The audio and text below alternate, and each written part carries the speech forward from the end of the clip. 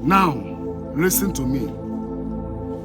I told you people before, here by Ogechi, but this case last year, I'm in the video, but the thing can remember it. Tangwa don't need Mando support Ogechi, Mando support Jepake. Goes to this thing, make on calm this thing down. Now this thing can move to the level of that cause damages everywhere. I'm expecting those people, no Christians, now they say lie down, keep on the good work.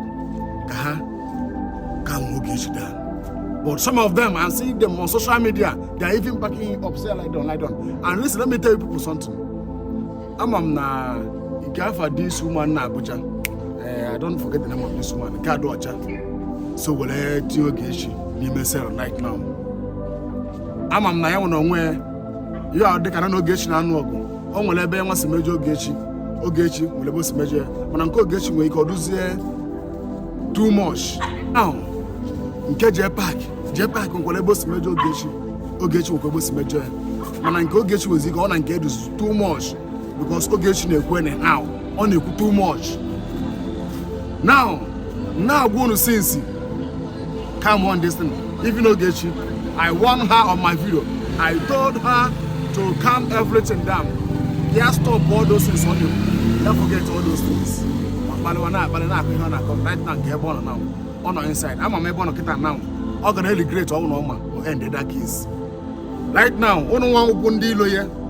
Jego ma propaganda ma ihe unu bupụtasịrị ọgba na newspaper ndo Nigerian police station ebupụtasị ya. I saw what all of you are doing. Ogechi na-agba na channel TV na-agba everywhere. You people sponsor those things. I know that one. No problem. And the main thing, even if Ogechi no Ogechi there and even Ogechi to stop on. And don't know why we belong to Christian suppose room. It can be done. Go kwa neku mwe boy agadoe. Una na back here, lie down. You see, Christianity in a practice. I saw what Zion first son, how some of you are blaming that guy. You people should stop blaming that guy called Zion first son. But only thing that guy made like this voice recorder can also look for that aside. That kind of thing, I don't want to send Diego something privately. You don't even though you have one problem or going to have one misunderstanding. You don't need to bring that thing outside. As long as I'm going to discuss that thing privately. I told you people before. No, come on, this case down. Come on down. One Ogechi. Come to down. But no equal. Some of you are not the nonsense in my comment section. Not nonsense. If you know to walk Banhala, if you know to walk Ogo, okay? You call yourself a Christian. Okay? If you're not practicing, now all of you that are supporting Ogechi, lie down. Kerebo Ogechi right now. My own Obo, this woman on Abuja, I don't know your name. I'm a neighbor, as I'm a neighbor connection. You have connections.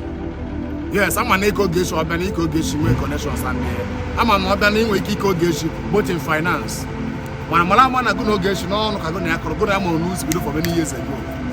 So, I'm going to keep more Ogechi for right now. He goes to the career, but you need to forgive that lady. That's the only thing I will tell you. But if you lose going to try push you are free to do it. But Mala, you may this one now because of how much you go on and go. Tomorrow you may join money, that person will not forgive you. You may ask that person to forgive you. That person will not forgive, and that person will even punish you. My own Obo, so what had this girl, so this girl goes about Ogechi and Ife. What had that lady goes about. And if it's one maybe neighbor, I will not blame it somehow because Ogechi Walagobi. But my own Obo, forgive her. It is going to career. Forgive her, let her come out to that place. And you need not support Ogechi. You know, claim to have Christians. You know, claim to have fight Zion. You are supporting her on a bad money. You people should shake on yourself. Shake on your own. And I'm on a video of the window, you will get one dog like him. but I don't care. But what I say is that this guy na Zion Feston, that guy, Ogechi Okeke, and not supposed to say some bad things on you as a Christian, as only national on our back, not standing for Zion ministry. Only not standing for Christian work, kind of lifestyle and the live. So the lady, Zion Feston, on his own, when I'm not Balia, man, is a good give of us, voice recorder or something like that. So, Kosunifa, want to continue all this Saganaga. Every Fagabata, I got no name. Man can he put today. Man can he put today. Want to continue all this saga, this fight in Naga, or game maybe many things, or get disgrace many people, or game maybe many things. Man can he him go. Yeah, can the questions last year, 2024.